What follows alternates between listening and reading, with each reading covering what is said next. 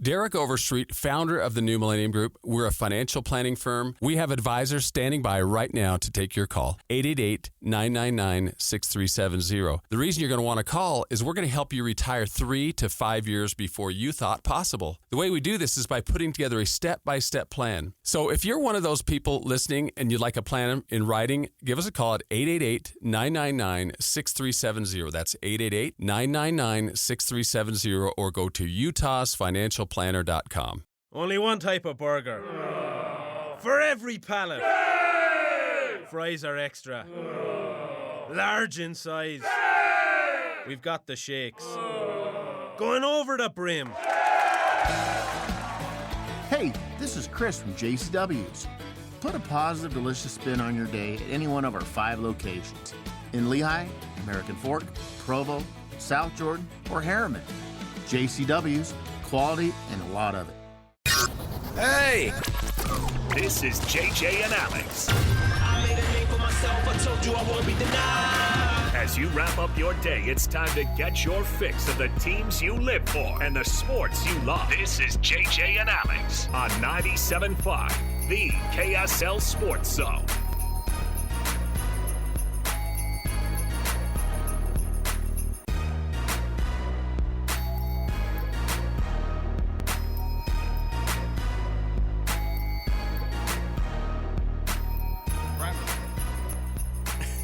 What did you say? Welcome back.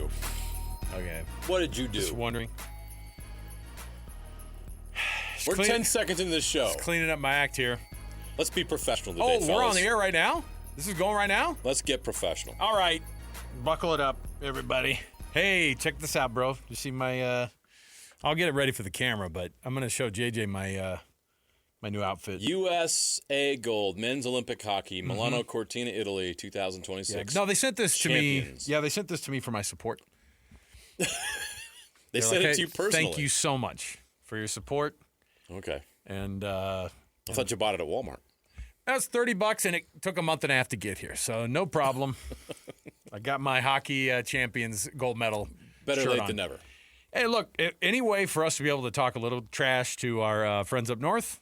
If I run into anybody in the building that wants to talk hockey, I'd And like knock to it off, eh? It's a game day, It's a hockey game day. The Capitals are in town. Let's hope they don't show up like the Wizards did last night against this Jazz team. We did this like a month ago. But they played Washington like on back-to-back nights, hockey and basketball. They're doing the same thing now. Isn't that funny how that worked out? Yeah, it was and the Jazz won out there at Washington. So did the Mammoth. The Jazz lost last night. Oh, don't do that. Mammoth fans don't need that. I'm not trying to do a. People are nervous enough as it is. You don't need to do that today. Don't put that bad juju out I told there. you that I walked in the building. Sometimes I'm a positive dude. Right now, I got in a real dark place last night just thinking about why? What was the point of doing all this great season? They were having a great time. And now they're probably going to relinquish. The players aren't acting like I know. you are. What are you doing? I know. I just have to get it out. I got to get around friends that are going to talk me off the hockey ledge, okay? I want to be there, but I couldn't help but think about what that correlation was. Jazz losing out there at Washington when the Mammoth when the Mammoth won out there in Washington, and the Mammoth won in Washington, and now here we are. They're on back-to-back nights again here at Delta Center now. By the way, how about the almost 30-point loss last night for the Utah Jazz at the hands of the worst franchise in the history of the NBA? I love the Jazz came in clutch last night, I got to say. I heard Tony Jones on Scotty and Friends today, and he goes, that was the best performance of the season. And I was like, come on. And then in my mind, I was like, you know what? I don't hate it. And the front office has a thing going, and this Jazz team's got a thing going. Everything needs to be figured out. Everything needs to be figured out. They're closing in on that bottom four, which would lock up the lottery pick. Tony also went wild and got Jazz fans way too excited because I think he said, and Lloyd could correct me if I'm wrong if he's in there, but he said the Jazz would win a championship in the next 3 years if they get A.J. DeMonson. Oh, whoa. Bold. I know, but the reason was because, and it was also like, hey, they're going to be great, but also in 3 years, there are going to be some real money problems, and you're going to have to start lopping off some of those big names that are on that that are going to be in that starting lineup. But the Thunder are figuring it out. Yeah. The Spurs are going to have to figure it out. The Jazz will have to do the same. I know. Be great. And that's when we, in the pre-show meeting, Alex Napolis and I decided we would be willing to spend Ryan Smith's money to hit the luxury tax. We're like that. I think the first apron's okay. I think that's reasonable. Hey, why not the second apron while you're at it? I was like, hey, why not? I'll take. Oh, not the second. That's going too far. Even that's too much. Come for you on. guys. I don't want to do that to Ryan and Ashley. Like, this is not Walmart money we got here. Come on. We got to figure this out. All right, we got lots of show to get to. It's a Thursday. Thanks for being with us on the program. JJ over here. Just want to remind you, I'm Alex over here. We've got the video feed up, of course, in our studio. And you can see that at our YouTube page, KSL Sports. You can also stream it, KSLSports.com. You can also listen wherever fine podcasts are found. And, of course, across all of the over-the-air options as well. Let's kick it off right here with the cut. Top of the program. Let's do it. It's time for the biggest story of the day. This is what made the cut with JJ and Alex on 97.5, the KSL Sports Zone. All right, so here's what you got. Like I said, you were watching this one last night, and I didn't know. I was glad the Jazz lost. We'll get to some Jazz Daily, of course, coming up a little bit. But I was just tickled that one went that way. Utah spring ball is fully underway, and we talked a little bit about the changing of the offense up at Utah. What's the differentiating style, do you think? What's the thing that Kevin McGiven does versus what Jason Beck did? What are the fundamental differences? Because I did see some Utah State football, but in my mind, we were very much more familiar with what Jason Beck's game was as the offensive coordinator at Utah than what Kevin McGiven was doing up there at Utah State. And before we hear from him, his first time being able to chat with the media after some spring practices here, what is it that Kevin McGiven does that everybody's going to have to, install, get used to? Because that's been a lot of the talk up on the Hill is, let's fire up this new offense. Everybody's got to get used to it. It's a spread-based approach. I mean, there's RPOs and things like that. But what I've noticed about what Kevin McGiven does is that he's very adaptable to his personnel. So, you come from San Jose State, then you go to Utah State where you've got this quarterback in Bryson Barnes who can do a lot of things athletically. I mean, I think he was an underrated athlete. And, he could make plays with his arm and his legs. And I think they found ways to do that. And he had to deal with an offensive line that was inconsistent and overmatched and undersized in a lot of matchups. And so, they took a lot of sacks last year. He had to figure those things out. Now he's coming to Utah, and he's got different personnel, right? You go from where offensive line is a little bit of a liability to offensive line is a big strength. I mean, I know they were losing every starter this year, but they've got guys ready to go that are already in the pipeline. They're going to be fine. Are they going to be as good as last year? You can't expect that, but I think they're going to be solid. So you have just different things that you're dealing with. I'm curious to see, though, what those adjustments he makes, and I'm sure he's going to talk about it here shortly, but what I do know he has is quarterbacks that are dynamic, and he needs to take advantage of their dynamic playmaking ability. And what's unique to Utah right now is he's got two of them that are proven and two of them that are too valuable of playmakers not to have on the field often. So how do you get Bird Ficklin involved and take advantage of what he can do? You can't just have Bird Ficklin sitting on the sideline. I mean, he's making 7 figures, reportedly. Allegedly. So, you know what I mean? Like, they're not redshirting Bird Ficklin. You know what I mean? So how do they use him? How do they use him in this scheme? How do they balance that with what Devin Dampier does? That's really unique as far as any quarterback room in the country that I'm aware of in Power 4 football. Is there another quarterback room out there that matches that description? So that's interesting, and that's unique. So you can't just have one blanket approach. You've got to be able to adapt to your personnel. You have to be able to adapt who your quarterbacks are and what their strengths are, and also hide their weaknesses, which they both have. How he does that, I'm going to be very curious to see. Well, obviously they got a lot of work to do when it comes to getting people used to this offense. But this is what, I mean, by the way, like if it's installing a new offense, if it's installing anything that's new wrinkles of the offense you maybe already had been running. By the way, Utah had a brand new offensive coordinator last year too. Now, they had the benefit of the quarterback who was already in that system prior to that, Yes. but everybody else And a running back that and a knew running it, back that and a knew it. receiver that knew it. But everybody else, like, you got to get with everyone and go, hey, let's get this thing going. And yesterday when we heard from Braden Pagan, who was talking about that, he goes, I'm not really coaching guys how to do it, but if they have questions, like, I'll help them out. But Yeah. I think partly because it's like, these are smart people. Like, they know how to do this. I don't think that this is rocket science. Yeah, getting to know a playbook, they're going to make you do that every year anyway. But here's what Kevin McGiven said. First time being able to really break down everything up on the hill with the media for Utah practice. Here's your offensive coordinator for Utah, Kevin McGiven. I think the install is going pretty well. We had some opportunities for some meetings prior to spring, with our time allotment available, and we were able to go through a few things on the field within the restrictions. So we were able to meet about a lot of things, talk about a lot of things, give them some exposure. We're seeing it in practice for the first time. So, we set it up so there's an install day, then a review day. So through practice 4, it was 2 installs with 2 reviews. Still a lot of details, a lot of things we have to clean up, which is normal. It's not frustrating. Just got to have a growth mindset and got to take it with a grain of salt with, trying to create the chemistry with putting all 11 pieces together. But but I think there are some really good elements to, personnel-wise to this offense, some things that we're tinkering with right now, trying to find roles to, see what situations we can put guys in and who we can use and create packages around, things like that. And so, but I'm excited about some of those parts. I'm going to bring up Bryson just for a little bit. Yeah. Obviously, Bryson was a dual-threat quarterback, very experienced in both passing and running. You have 2 quarterbacks that are good at both of those things. I'm curious just, with your offense, what are you looking for from Devin and from Bird and kind of piggybacking off of that? How different is this offense from maybe what they experienced last year? Yeah, obviously, with Bryson, we tried to utilize his whole skill set. I think a big part of what we went through with him was developing him as a passer, but probably most importantly, developing him as a decision maker.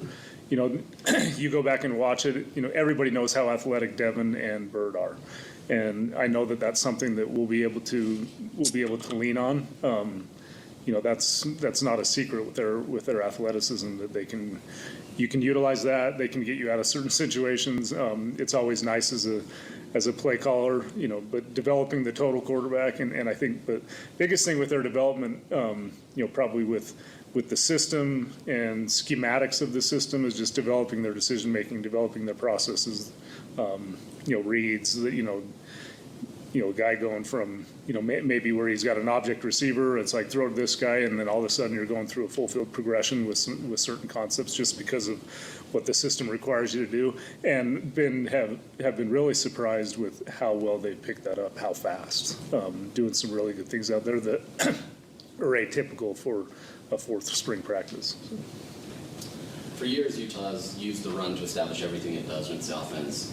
When you came in here, what was that conversation like with Scally? And what's your philosophy in coming together? Does he give you more leeway because you are the offensive guy to have the expertise and he doesn't? Or how does that all work together in building an offensive philosophy for this Utah team? I think the biggest directives from Coach Scally, I think first and foremost is there's been a culture established on defense that Coach Scally's established. You go back to the RSNB with the defense and making that a whole team culture. So that's something that we're really trying to dive into, how we play, what that culture is as a team, and to establish that same type of toughness, that same type of relentlessness on the offensive side of the ball. And, outside of that, at this point, it hasn't really given me too many directives, outside of, who are your personnel, utilizing them the proper way. I think an important component of what it's been in the past is the ability to play complementary football. And, regardless of what it's looked like from year to year, my understanding of what this place is, what we've been able to lean on to be able to win football games, to win complementary football, things like that are, I'm well aware of those things, but that's never been a directive from Coach. Just more how we play and getting the best usage out of our personnel, and then like I say, just how can we best play complementary football to win football games. So it's the old cliche that games are won in the trenches. You've got an interesting offensive line unit in the sense that you've got the 5-star freshman, you've got the transfer that's got a lot of experience, but he's coming up from the FCS level, and then you've got a group of guys that have been in the program for a while, and lots of snaps, especially last year, given how they were backups, but maybe not a lot of starts between them. So what are you looking for from that offensive line? What's it going to take for guys to separate themselves and get into that starting 5 or the 10-deep rotation or whatever that looks like? Yeah, I mean, first of all, I have to compliment Coach Gross and the job that he's doing with those guys. I've been very pleasantly surprised with the group. I was probably just as skeptical as you guys were coming in with yes, there were some starts, yes, there were some experience, but kind of spotty, collectively as a group. No starts together. I think there's chemistry built there when you finalize that group and they start to play together, and there's that communication, there's that camaraderie that comes with it. I think we're ahead of schedule as far as those things go. Coach Gross is a technician, and I see those guys working on their craft every day. I see the room becoming closer, bonding. I'm seeing leadership come out of that room. So well ahead of schedule. We got to decide on who the best 5 are. That's going to be some mixing and matching. Sometimes that can take away from building the chemistry early on that you may want. But I think we can be very successful with that group with the ability that I'm seeing athletically, with the mindset that they're bringing every day, that's being instilled into them. I think we're going to be in great shape there. Coach, going back to the quarterback position, we talk so much about what the players need to learn with your system. How much of this process is you learning what they do well and where their areas of improvement are? Yeah, I would say extremely important. Just as every place that I've been has been different, and part of that process is like with here last year, and I've said it before, they were very successful offensively here with a certain philosophy, and obviously leaning on the run game, was brought up, and something that they were masterful with. Score 40 points a game, and you're moving the ball up and down the field. So, I would be remiss if I wasn't studying last year's offense, and especially the guys that were involved in it and what they knew. Being able to implement those things with what we're doing systematically, and then for me, it's like, okay, what are the best components of that we can implement? How can we build on it? And then figuring out how those pieces, those players fit. But there are some guys coming back that did some things in that system with some of the backs, with Wayshawn, with the way they use Daniel Bray. He's one I would love to be able to expand his role, see what he can do, because he's a really dynamic player. We talked about the quarterbacks with their involvement in the offense, but what that looks like, because I think, it's not really expanding their role, but it's kind of what you're asking them to do within the system. And, and so it's like, how much more can we put on their plate? And that really boils down to how well they can make the decisions with it. And, expanding the pass game more so, or even expanding some schemes in the run game, or whether it be RPO schemes that they're not used to, even though they might be used to running something. There's a lot of different components of it, but I think the personnel surrounding those quarterbacks, the usage of those guys and the personnel surrounding them and the roles you put there. I mean, we got those 2 rhinos in there that I'm like, okay, I haven't really played with the rhino, but these guys are really cool. I just know that they're in there and they're knocking people around, and so, I've used a fullback in the past, but last year at Utah State, a lot of 2-back and 3-back, but they were backs with different skill sets, and so whether you call them a tight end or a fullback, but how do you utilize those guys to the fullest extent? It's a good problem to have. It's fun, but early in the process of trying to put that all together. Is that the rebrand of the new fullback? The Rhino. I like it. They're like the fullback lobby is just shifting gears so that people don't forget what the hard-nosed dude who's in the backfield there. Throw screen passes to the Rhino. I love some of the things that Jason Beck did with the formations and using some big guys and just so many things he did. And like Kevin McGiven he's dead on. Like, I'd be a fool not to watch what some of the stuff they did last year. They were averaging close to 40 points per game. I'm going to study and analyze what Utah did last year. with some of the same guys, some of the same personnel that we currently have, and I'm going to figure this out. If there's any copycat job in football, offensive coordinator at the collegiate level is right on there with anything else that's out there. And guess what? If you're not looking at what other people are doing and having success with, then you're not trying. It's not cheating, but it's definitely trying. You're going out there, look at the film, steal some of those concepts. Yeah, that's how the game has always been furthered. So I'm interested to see what he can do. I'm interested to see, like, when you are handed off Devin Dampier and Bird Ficklin as your 1-2 punch at quarterback. And again, Bird, I'm really fascinated to see how they can have the balance of having him in these games and making impacts and still, like, having some semblance of, I'm assuming he's taking, like, the number 2 reps when in practice. Right. But at the same time, when he comes in, he's been asked to do something. It's usually when Devin's not hurt. There are specific packages designed for right. And so that's the point where I think you go, okay, we have this skill set that's in our backfield. We cannot leave any of it on the sideline if we can help it. And so you try to figure out the best way to bring that guy in, because if Bird Ficklin's one of the 5 best athletes on your sideline, it's hard not to see him in getting multiple reps. But at the same time, his effectiveness was always when he would come in and just boom, he'd walk on the field, 4 carries, 3 touchdowns, no problem, 141 yards, or whatever. It's another day at the office. Yeah, and so I'm interested to see how they handle him, and then I'd love to see how a Utah offense has a quote-unquote spread model. Right. We're in weird times, JJ. We're in weird times.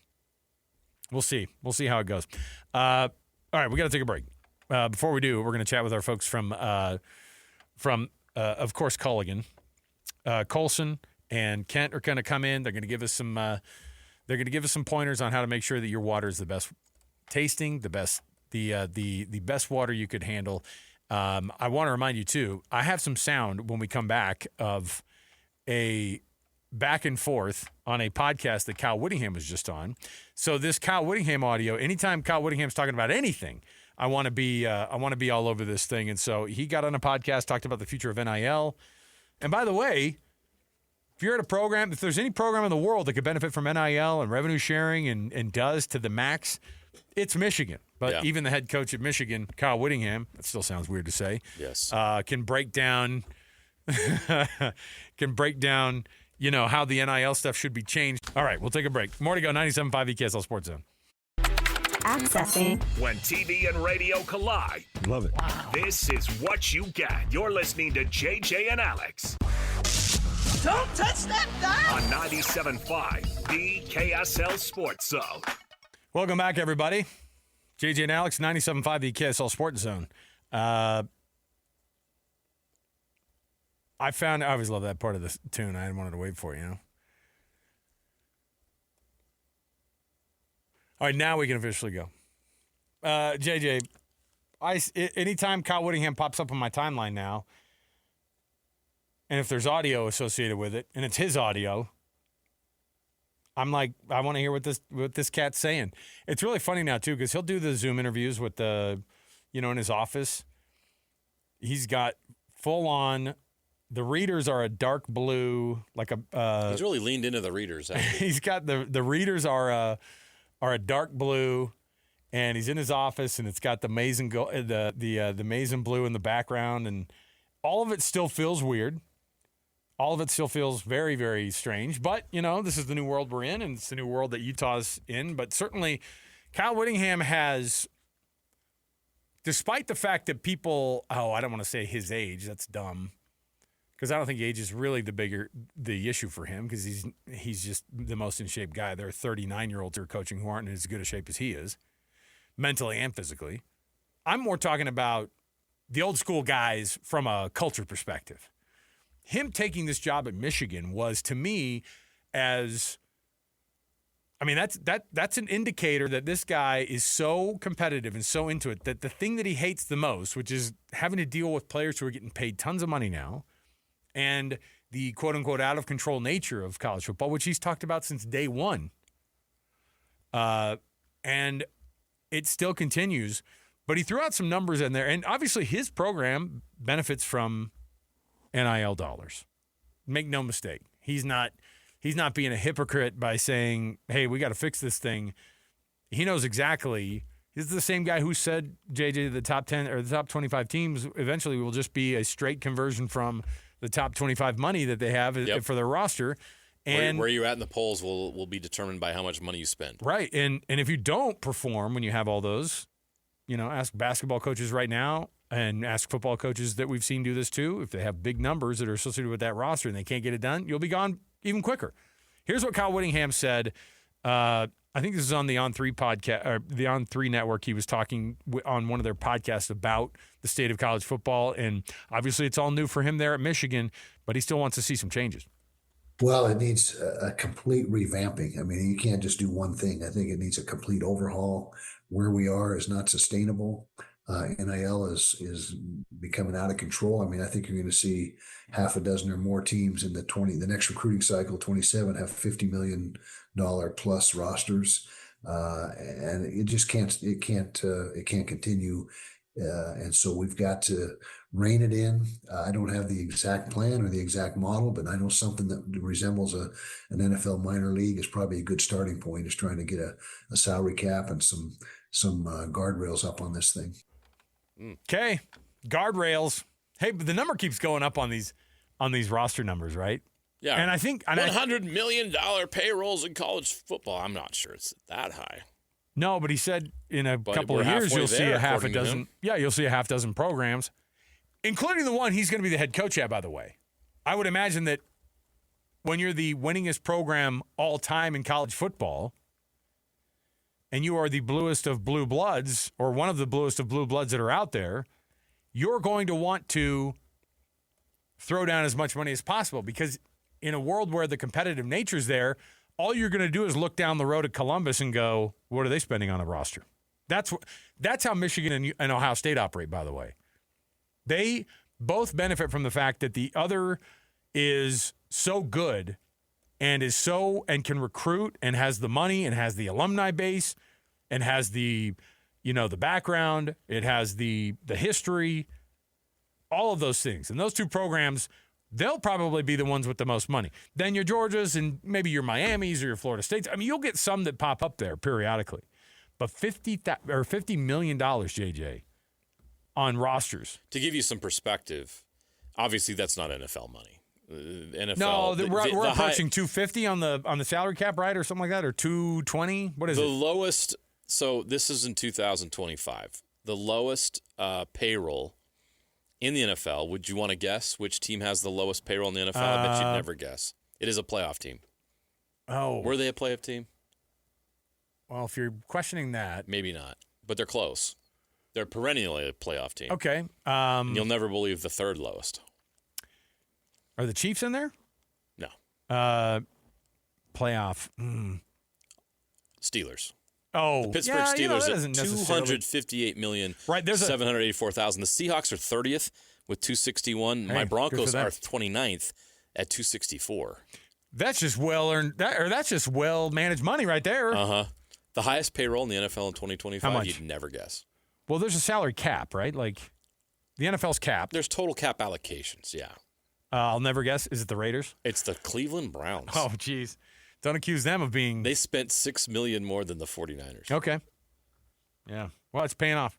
Regardless. It's all in one quarter. It's not NFL money, but what he brought up was. It's 1/5. But what he brought up was, like, let's really. It's like this massive difference. We've talked about how college football is the proving ground for the NFL. It is the minor leagues for football. Everybody talks about it, but he says we should actually lean into that more. I'm like, well, how could you get it more than what it is?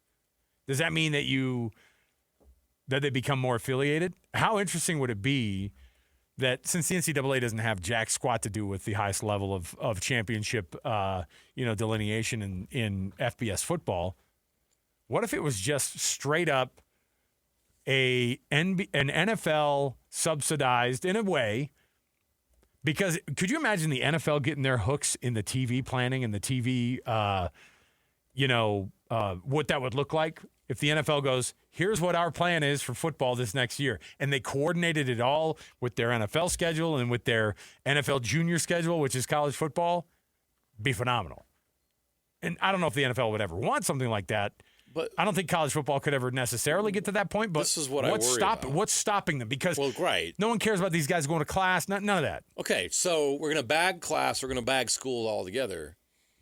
Then all of a sudden you do this, it becomes minor league football. Well, why are we paying, and why would TV networks pay premium prices for minor league football? Why would fans pay premium prices for minor league football?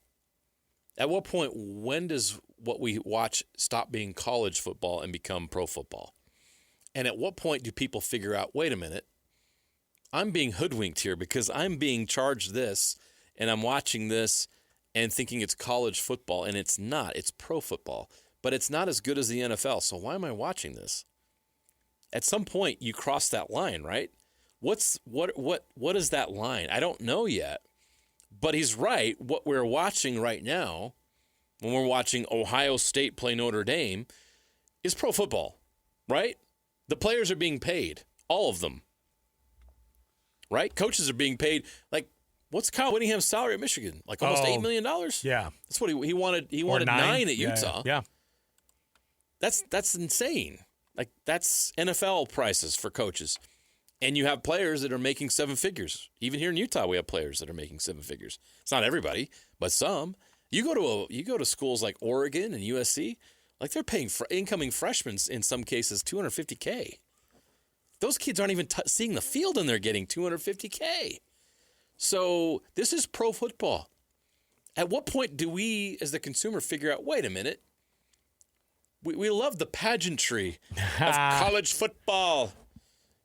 We say that. I don't know if we do and anymore. Keith Jackson doing the games. We just want the games on when we show up at home. It's all of a sudden pro football. We're like, wait a minute, why? You're fooling me here. I'm like, why am I watching minor league football? Why am I so into this? You lose the. How do you keep the school affiliation and then do what Kyle Whittingham's talking about? I guess is what that's ultimately where I'm getting with this. Is if this goes to something where you have to completely overhaul it. Does it still remain college football? Are you still affiliated with colleges? Are these kids still college students? Or are they just pro football players with their own union? That's pro sports. That's not college sports. Yeah. And now, I'm not saying it should go back to the dark days. I'm not saying kids shouldn't get paid. But what's the line we're going to cross here? And what is that line? How much do we pay these players before it all becomes pro football? And do we care about minor league pro football to the extent we care about college football? Whatever the cap ends up being, if they do that, because that's a big one that's talked about, right? Like a cap. We were told it was going to be 20. Yeah, and we all that ain't holding up. Well, the revenue sharing is 20, and that's for the whole athletic department. But from like the NIL standpoint, and all that, they have no way to really regulate that. Right, because that's a good point. Because the thing that they can't do is they still haven't figured out the quote unquote market value for these players. Because if a company determines, oh no, that's the market value for them, you know why? Because we're paying it. And that's what we think it's worth for us. That person's not just to pay him out, but because we think that that's the value we get in return for having this person as our spokesperson. The player is as valuable as you're willing to pay them. I know. That's why I think it's funny. Anybody who's shooting down these payouts, which there's that whole group of people who are supposed to be reviewing all the deals and saying yes, no, this isn't market value. They could probably take every one of those to court and say, why not? You know what I mean? Yeah. Little Debbie shows up and wants to have the offensive line at Arkansas to be their NIL people, and they go, well, what's the market on this? The reality is nobody knows. Who's paid a full offensive line for some Little Debbie snacks to endorse them? Nobody. So you know what? The market is what we set it. By the way, you're welcome. That's a great idea, Little Debbie. Somebody should do that. Big Deborah. All right. We'll take a break. I just thought it was interesting that Kyle's still out there on the, on the campaign trail of we got to fix this thing. Everybody's clarion call is we got to fix this thing. It's getting out of control. And we need the government to do it, right? Oh, I hope not. But is that right, Coach Saban? Saban, Alabama Jones. Saban, make no mistake, has more power than Tommy Tuberville does, and he's a U.S. senator. Right. And former football coach. But some people are stronger than all of that put together, and that's Nick Saban. All right, we'll take a break. We will come back. I have a Would You Rather right around the corner. Hey, it's opening day in baseball. JJ's wearing a Miami Marlins jersey. Why not? He's a big Marlins guy. Yeah. So we'll come back. We'll get a breakdown on what the Marlins are going to do this season. All right, more to go around the corner. 97.5 EKSL Sports Zone. Listen, everybody. Real life hypotheticals to get your brain churning. As JJ and Alex ask, would you rather?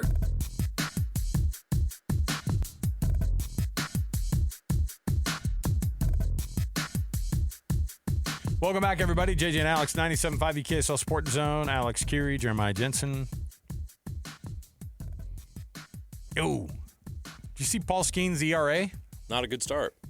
He's the reigning Cy Young winner in the National League, right? Pretty sure he is. I don't even think you need to check. I'm pretty sure he is. I'm sure he is. Opening day, he decided to have his worst outing that he's ever had as a pro. ERA for Paul Skeens after day one of the Major League Baseball season is 67.5. Might want to whittle that down. 2 outs was all he was able to record in his first start of the season for the Pirates. 2 outs, so he goes 2/3 of an inning, 5 hits, 5 earned runs, 1 strikeout, and an ERA of 67.5. I could safely say that would be around where I'd be at.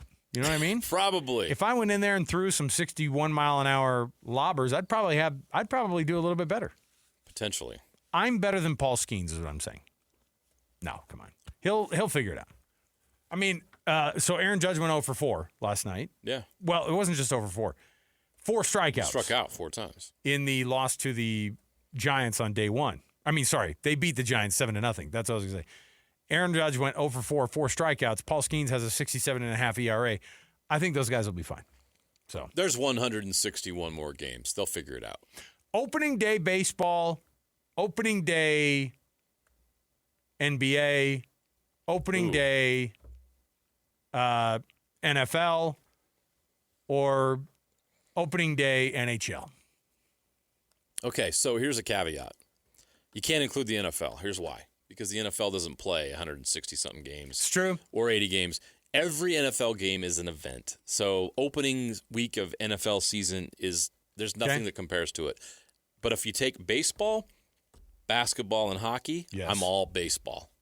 And I'm not I actually pay more attention to the NHL and the NBA during the regular seasons than I do the MLB season. But opening day for baseball is special. Not because of any other reason than it's been how many months since we've had it? Oh, yeah. They get done at the front end, like the very middle to end of October. So it's just a good feeling to have it back. Yeah. You miss it. Everybody's playing. They start the games early in the day. You can bail on work and watch them. See, that's what I was going to say. The it's daytime just special to have opening day. Yes, they play 161 more. They play tomorrow and the next day and the next day. So it becomes less special. It's like That's true. I always bring it up as from an economic perspective, diminishing marginal utility. Oh, boy. Our friends at Culligan know what diminishing marginal utility is. Here comes Adam Smith, everybody. Teach us some more about economy. When you really, really want something and you miss it. I'm not. But yeah, come on, You're starving for it, so you want it, and then you eat too much of it, and you're like, you know what? I don't want it anymore. But they keep giving you more. I'm like, no, thank you. I don't want that. It's kind of how baseball can be. Okay.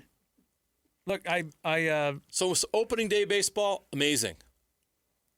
Baseball, by the time you get to August, like, is NFL season ready to go? We have a kickoff. It's true.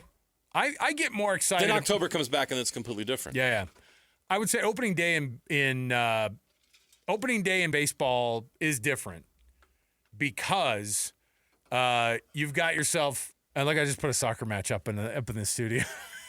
World Cup qualifier or you opening weirdo? day? What are you I doing? know, sorry. I just want to see how Wales is going to do against Bosnia and Herzegovina.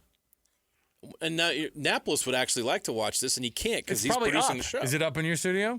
We've got World Cup qualifiers today to watch, brother. No, sorry. No, I have the tournament up here. Again, the pregame show. Oh, that's right. You've got actual NCAA Sweet 16 action in the next hour and a half. So we'll get there too. So, yeah, but Major League Baseball, the thing is that the opening day, it's the vibe you get from Ferris Bueller's Day Off. It's like, it's a nice day outside. That's why Chicago does it right, because they try to have as many home game or as many day games as possible. They didn't have lights up in the stadium at Wrigley till whenever. It's a tourist attraction. You go to Chicago, you want to go to Wrigley during the middle of the day. Yes, you want to be Ferris Bueller. All right, we'll come back. More to go. Right around the corner. 97.5 the KSL Sports Zone.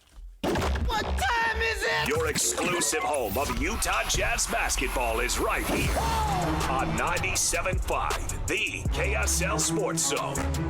Resets Bailey right corner. Ace jabs right, goes right, drives to the rim, turns his back to the rim and packs it backwards. A reverse jump from Ace Bailey. And a fast break. Ace Bailey's out in front. Ace Bailey's going to finish that with a hammer and bring an ooh and an ah out of the crowd. Ace Bailey comes up from the left side, rises up on the reverse side with a one-hand, no-look reverse jam. Slam dunk contest material right there from Ace Bailey. You're locked into JJ and Alex on 97.5, the KSL Sports Zone. All right, everybody, welcome back. JJ and Alex, 97.5, the KSL Sports Zone. It's busy for a Thursday. We got a lot going on. Of course, you've got yourself some Mammoth hockey tonight coming up after our program. You also have the Sweet 16. You know what's tough is when you have so much basketball in those first couple of rounds for so many days. And my two sports nut 9-year-old and 11-year-old boys who are attached at the hip, they're looking at their brackets constantly. They're looking at, it was so disappointing for them when Monday came around. They're all, turn on the tournament. And I was like, oh, I could turn on a tournament for you. It's not going to be one you're going to want to see. Sorry, son. They can't play every day. So here we are. Sweet 16 firing up tonight. And you'll be able to get that over on 1280 on our the Westwood One coverage of the NCAA tournament. But also you can get all of the programming right here. Your Mammoth programming will start right after our show, and you'll be able to hear it on 97.5. You can find all the places to stream all those as well. Joining us on the program right now, he is Ben Anderson, one of our Jazz insider for KSLSports.com. Certainly one of the best in this entire business, and we love having him on the program. Ben Anderson. Ben, thanks for being with us, man. My pleasure. Thanks for having me. So I'm going to ask the question, or I guess we'll get right to what happened last night over at the Delta Center. When I tuned into this, it was already I think it was 41-17 or 19 or something like that. And I went, hold on a minute. This isn't what I was expecting. And I thought, well, they'll probably whittle it down. This was one of the craziest outcomes for a team that comes in with a 16-game losing streak. To see what the Jazz were able to do last night, and then they take the loss like that, it was some impressive work, if we can call it that. Yeah, it was certainly important. You look at that was the 10th to final game of the season, and they're as close as they are to Dallas, and we know that they have to stay under the 9th pick. They have to be top 8 if they want to hold on to their draft pick. And if you start to pick up a couple of weird wins late, which you kind of just never know down the season who's actually going to be trying, who's not going to be trying. If you start to pull it closer, the Jazz are still, very much in favor of holding on to their pick, but you win a couple late, and you just never know what's going to happen. So, honestly, as frustrating as it might be for Jazz fans, and honestly, it's just such a representation of what the last 4 years have been about. Sometimes you just have to boot a couple of those games, and they're going to be ugly, and Jazz fans are probably, a little bit used to it by now, but ideally, it's so you don't have to be used to this for very long. Look, everybody can't wait to get the final 9 games out of the way here of this rebuild because we know what's coming next season and the excitement of what's to come. But as you look at the rest of this 9-game schedule, is it possible, or is it more likely that the Jazz lose out completely than win a couple games? The schedule looks tough.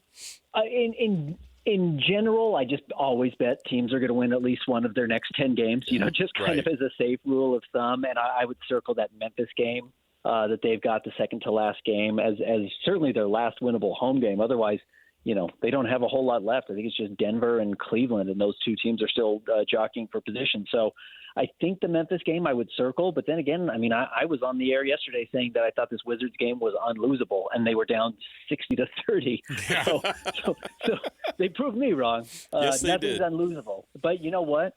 We all remember watching Kobe put up 60 on the Jazz in his final game. We've seen Grayson Allen put up, I think it was 39 in double overtime against the Clippers. We've seen weird games on the last night of the season. So the Jazz do have to go and play at the Lakers. So while I think there's still probably a pretty good chance the Lakers want to win that game to hold on to home court advantage and maybe make sure they're facing up with the right matchup late, and that could be the Houston Rockets. You never know. That last game of the season is always dicey. So I would say it's more likely than not the Jazz win a game. I'm not sure if I could tell you which one, though. It's been really fun to watch, at least the amount of minutes that guys like Ace Bailey and Bryce Sensabaugh are getting. I was, the points I think are interesting that Ace is racking up, but you could look at the points and go, well, I mean, it's kind of a little bit of a function of what's going on with the team, but at the same time, you don't just like luck into the types of nights that he's had. If the points aren't there, if we take the points away, what are the things that are impressive about Ace for you? Because for me, I'm like, but he is shooting really, really well, and that's a hard thing to do in a rookie year. Yeah, I think the fact that he's knocking down, 40% of his threes. I know last night he didn't shoot particularly well, but over that stretch, and again, we're not talking, with all due respect to Cody Williams, who kind of any progression has been very positive for him. But like, we're not talking, he takes 2 threes a night and he hits one every other game, and so he's shooting, 25%, or maybe he shoots 2 of 5 over a 2 or 3 game stretch. He's taking 14 threes, he's taking 19 threes, and he's knocking down 5 of them, 6 of them. Like the raw numbers of attempts that he's getting, which is really hard to do. Getting shots off is hard to do, especially when you're kind of the only person on the scouting report right now, and then making them at such a high rate is a good sign. And then I know it seems silly to me, and this is kind of something I've had to come full circle on in my analysis or coverage, which is just like, when you're young, you get really excited about dunks because it's just like, it's cool, the guy dunks. And then as you get older, you're like, well, there's a lot of guys who dunk well and don't do anything else, and it really doesn't make you a good NBA player. And then you kind of come back around to there are stars who dunk and dunk like that for a reason. It's their ability to get to the paint as well as they can, and so quickly that they're actually wide open, so they can have, these big reverse dunks that he's throwing down. So the fact that he is throwing some of those down where he was not able to get into the paint early in the season is a really good sign. So a bunch of threes, a bunch of dunks, that's really efficient basketball. And if he can continue to do that, I really don't know what his limit is, because the athleticism is there. I think the desire to be a great player is certainly there. His buy-in is through the roof. He seems to like his teammates. He seems to like his coaches. He seems to like Utah. He can be whatever he wants to be. And, he doesn't have some of the natural limitations that Rudy Gobert had on the offensive side, or that Donovan Mitchell had, because he's 6'1". This guy truly is the limit for him. Since you mentioned dunks, what's the best dunk of the season for the Utah Jazz, and who did it? I think it's Cody Williams. Cody Williams, I want to say it was against the New Orleans Pelicans, kind of out of nowhere. It was that baseline one. Yeah, it was a poster dunk. It was awesome. Drives baseline. It's kind of almost looks like Dr. J, not up and under, but just like full right arm extension. And what's so funny about Cody is sometimes he looks like he's playing at about 3/4 speed. He just doesn't – he's not super twitchy. You look at some of these guys who are so fast. He doesn't do that. He's more smooth than he is fast. And I've always kind of said he's a little bit like sleeky. He just kind of gets himself into weird spots. And then out of nowhere, he'll just have some power that, his brother has. And I've seen his dad up close. His dad's a very big person as well. Like, I think the strength will come for Cody, and he flashes it sometimes on those dunks. So I would take that. I mean, Aces, the last couple of games, he's had some insane throwdowns. Bryce Sensabaugh's had some weirdly good dunks this year. So I do think from that perspective, it's been fun. It's almost too bad you're only seeing Lowry for, what's he going to finish with, 40 or 50 games that he's played, because he's a pretty good dunker as well. As you watch this thing come to an end, and there are, whittling down these last few games, and everybody's excited for, a year where, just Jazz fans aren't used to this. It's another year of not being in the playoffs, and nobody's, lived through that for a long, long, long time.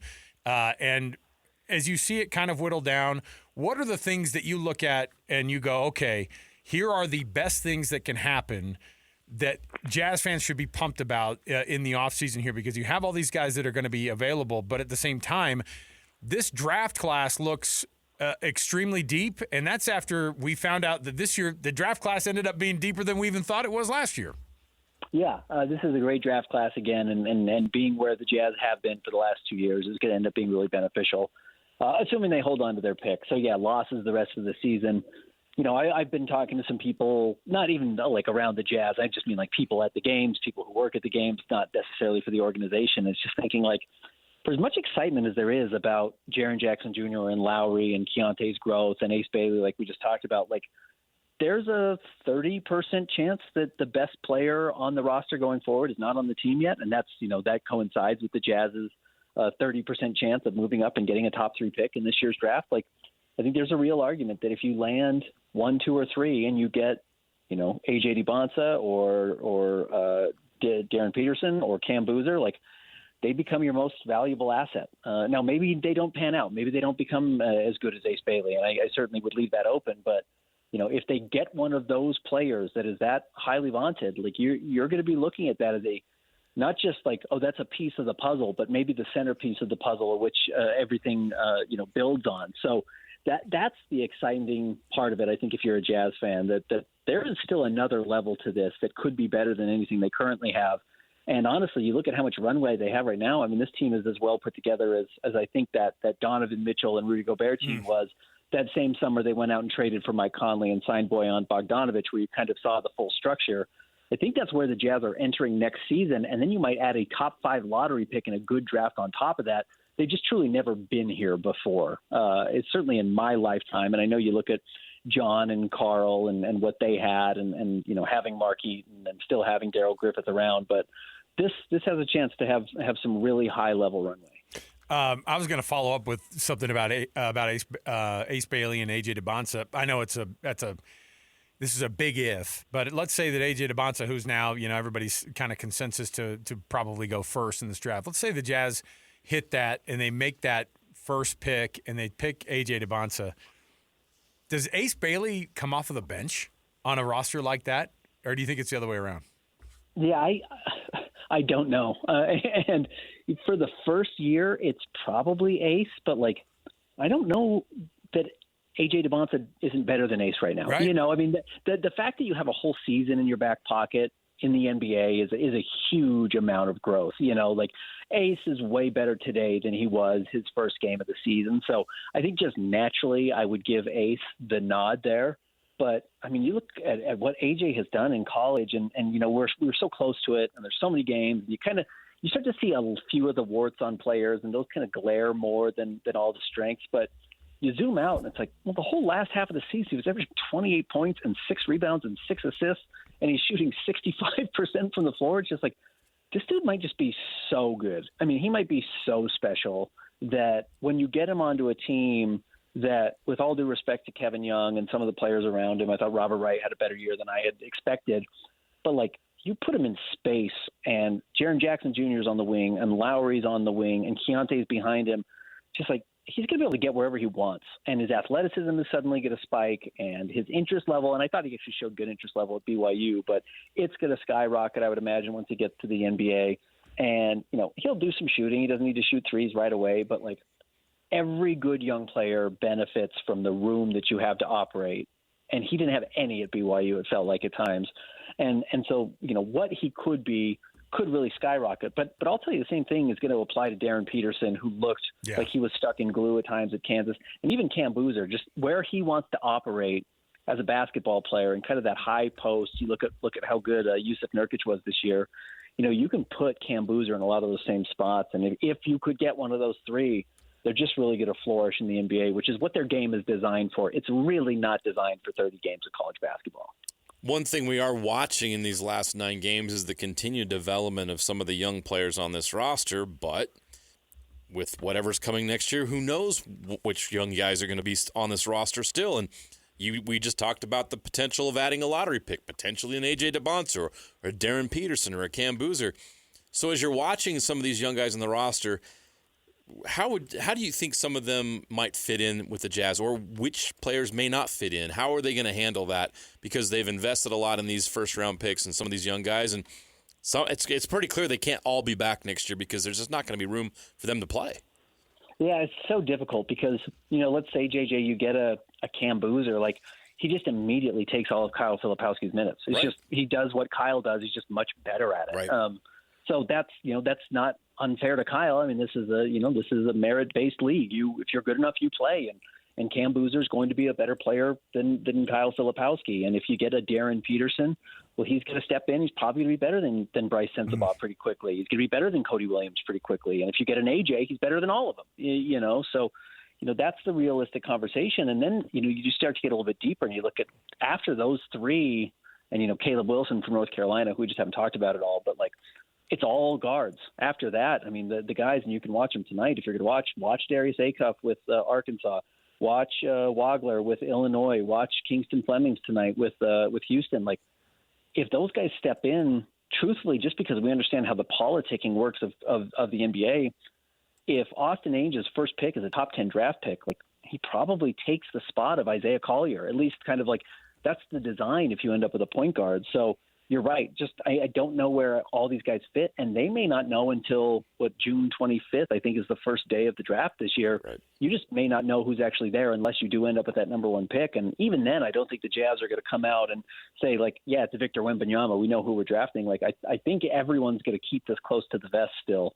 Danny Ainge once had the number one pick and he traded it, and it ended up being the right move. So I'm not sure we actually know even what the Jazz would do even if they get the first pick, though I think the overwhelming favorite would be AJ. This is kind of this is one of those guys that I don't know exactly what his future is going to look like, but he's had a pretty interesting year. I say interesting because Bryce Sensabaugh's had these 40-point games and he's had moments, and I also don't know where he fits in the long-term plan. Where is Bryce Sensabaugh on the list of priority, do you think, for this organization to figure out how to make him part of it into the going future? Or where do you think his development has been this year? I know he's had those big point games. Sometimes I guess we look past that a little bit. Yeah, Alex, I'm just I'm so confused sometimes with it because it's the more you give him, the better he does. But clearly nobody wants to give him the reins to the whole program, and they don't want to give him the key to the car. Otherwise he would just be getting 20 shots a night. Nobody wants to give him 20 shots a night. And I've been questioned by Jazz fans. They're what's more valuable? This guy's defense, Cody Williams' defense, or Elijah Harkless's defense, or Bryce Sensabaugh's shooting. And it's do you know how good you have to be defensively to account for 40 points, which Bryce Sensabaugh can give you on any given night? That is still really, really valuable that Bryce on any night can just absolutely go off and win you a game. If you're a 10-minute-a-night defensive player, yeah, you make the opposing team's life difficult, but you probably don't win a game, unless you're Alex Caruso, unless you're Lou Dort, some of the truly special perimeter defenders. And even then, they have to do something offensively to justify their existence on the roster. And on the flip side, a guy who can get extremely hot from three and space the floor and play 15 minutes a night and have a role is still valuable. So if you had to ask me, which player I'm most confident on their future of being able to project who they are, Bryce would be at the bottom of the list. I have no idea what to make of Bryce Sensabaugh, and I kind of think the Jazz don't either. And I think that doesn't necessarily bode well for him, though mystery does buy time, because there is clearly something there. He is an NBA caliber scorer, and that is still the most valuable skill set you can get.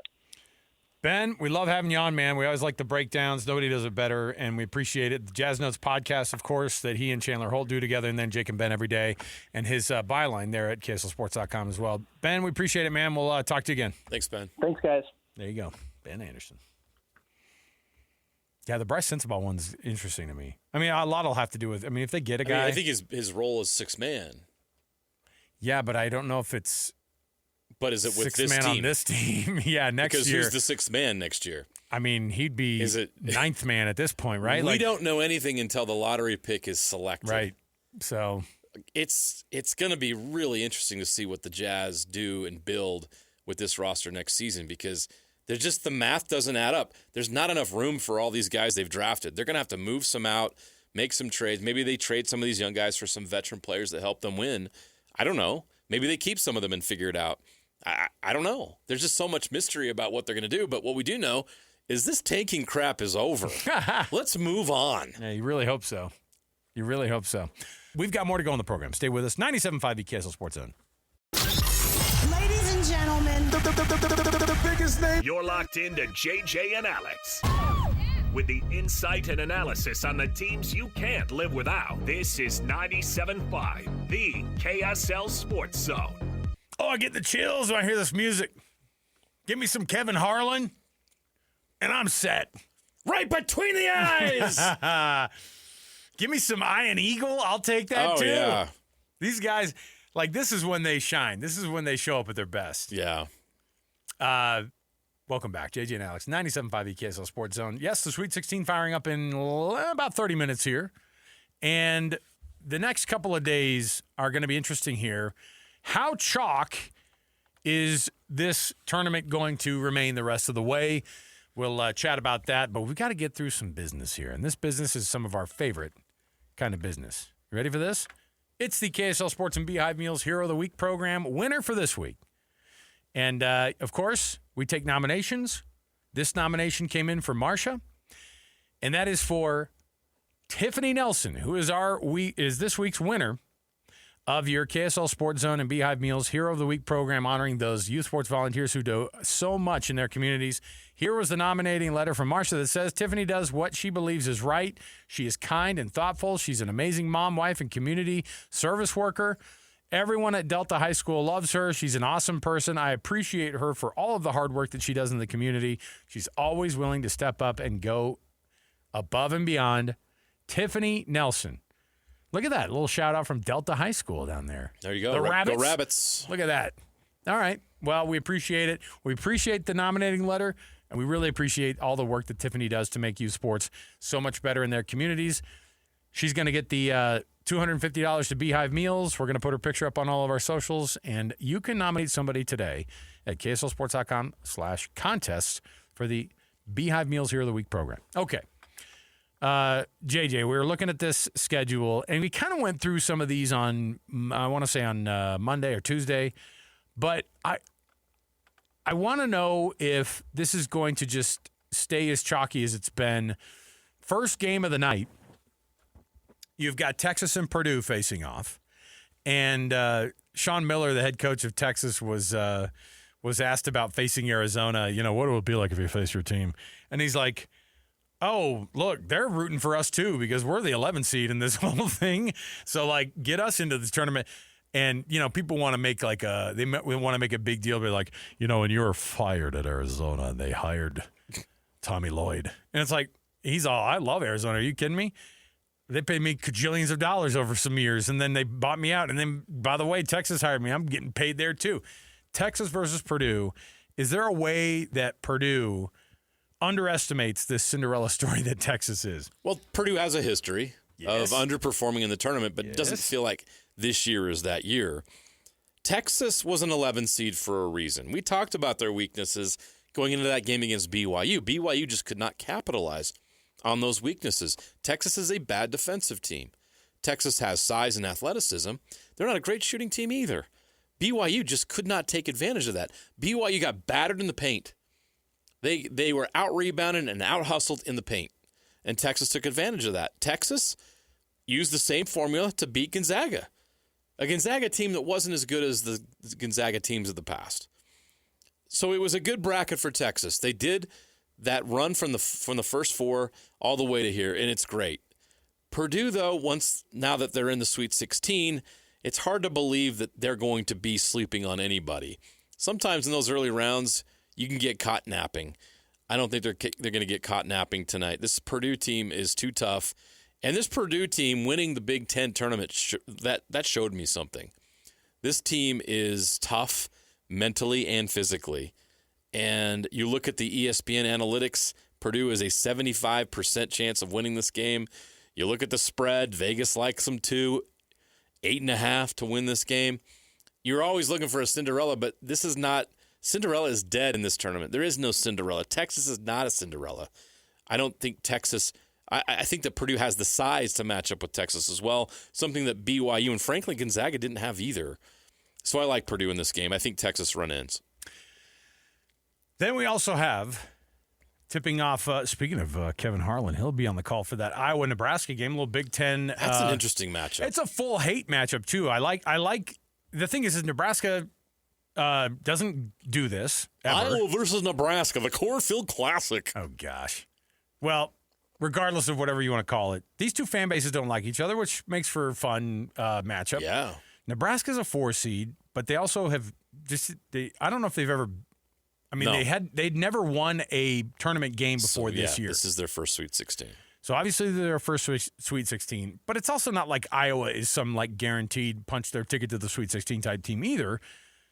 Thoughts on the on the Huskers and the Hawkeyes in this one. This has a chance to be the best game in the Sweet 16. I know Iowa's a 9 seed, Nebraska's a 4 seed, but the gap in talent and depth and all those things is not great. This is a very, very good matchup. It's a 1.5 point spread. Iowa's coming off a game where they beat the defending national champions. Nebraska needed drama to beat Vanderbilt. Vanderbilt was a very good SEC team. So both of these teams are coming off incredible wins, and it's just going to be one of those games where it comes down to the final shot, in my opinion. I think this is going to be a great matchup. I'm looking forward to it. I think it could be the best of the Sweet 16 round. I do like Iowa actually making this happen. There's just something about that team, their coach, their star players that I think Iowa's going to get it done. And the matchup predictor actually thinks that Nebraska's going to win this 60-40. But I have a feeling about Iowa. I wonder too. The Sturts kid is a really good shooter. I just like the fact that it's a, these are a couple of teams that play each other during the year a couple of times, and then they get to face off in probably the biggest game certainly in Nebraska's basketball program history. Iowa got to be right up there when you talk about, again, Iowa's not a team that you see a lot in this situation. They've been good. They're solid. They got to the tournament a lot, but they rarely get to this point. Right. Now, this one's a fascinating one. Arkansas and Arizona. Tommy Lloyd was asked about, these games, and somebody already asked him about the North Carolina job at the press conference about this game. I know. Every coach that was at the day was like, the North Carolina job's open. It's like, I don't care who you are, they bring it up.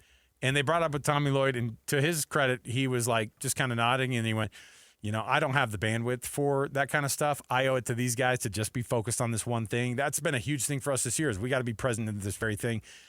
I don't think for one more second about anything but Arizona basketball right now. You know why? That's all I have room for. And that's it. He wasn't being mean. He was super cool about it. Arkansas is an intriguing team because this is one of those teams, JJ, that to me feels like they are at a peaking moment in their season, and the Razorbacks are going to be tough to beat. Darius Acuff is the real deal and might be the best player in the tournament so far. You think the Jazz end up if they have the 4th or 5th pick, do you think an Acuff is available? Do you think he's there at a number 5 type pick? He's a guy who's increased his stock innumerably in the last few weeks. We just got done talking to Ben. It's like if Acuff is there, all of a sudden, what do you do with Isaiah Collier? I mean, how does that work with Keontae George, who you might max out with the contract? So, yeah, that's how good Darius Acuff is, because you'd actually say, you know what, we can't pass on him. He's that good. So he's going to be a handful for Arizona, but Arizona has the dudes. Arizona is their depth. We saw it against Utah State. Arizona honestly didn't play well against Utah State, but we need to give the Aggies credit for that. The Aggies did a lot of things to disrupt them, and Arizona did have an 18-point lead in that second half. So give Utah State credit for how hard they played against Arizona. But Arizona has size. They have athleticism. They've got future lottery pick pros on their team. I mean, Koa Pete and Braden Burries are going to be first-round picks, if not lottery picks, in this upcoming draft. And then you got a senior like Jaden Bradley, who was the Big 12 Player of the Year. Yep. So Arizona has it all. There's a reason why they're a number 1 seed and a reason why you picked them. Darius Acuff might be the best player on the floor tonight, but Arizona has the most depth, and I think they'll get past them. Illinois and Houston, your final game of the night. This is one that this could be a Final Four game. This is a game that's the quality of play in this game could be Final Four-esque. It's a pinch point on a lot of brackets right now, too. Because if you're going chalky, obviously a 1 over a 4, that's a little bit easier pick to make. 4 over 9 with Nebraska and Iowa. 2 over 11. There are a lot of people are going to be taking the higher seeds in those. Illinois and Houston. Now, I don't know where your personal bracket is. I have Houston and Arizona playing one another in the NCAA championship. I do as well. And so this is huge for me tonight. I don't know enough about Illinois. I've watched Houston play 5 different games this year. And so to me, I'm like, yeah, I have a hard time not giving Kelvin Sampson the benefit of the doubt. One, he's the Hall of Fame coach guy. He was there in the national championship game last year. So much of this group knows how to get to this level and to get going and to get even further down that line.